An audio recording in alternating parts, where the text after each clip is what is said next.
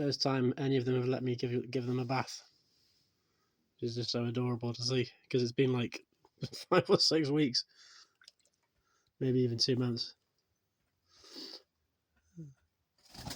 I need a bigger tub though, I think, because he keeps lifting his wing to try and get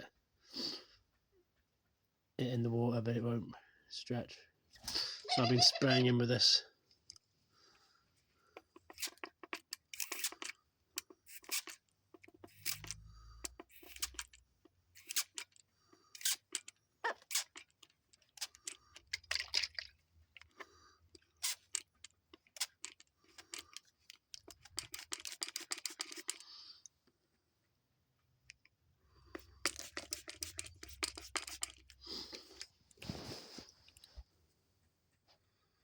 Oddly enough, it only took one of them pooing on my head for me to say to them that I was going to go and have a bath, for Kev here to decide he wanted a bath as well.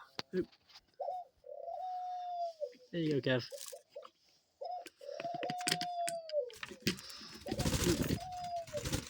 Yeah, that's it. Dry out a little bit. Yeah. I mean, let's get the back of your tail. Oop.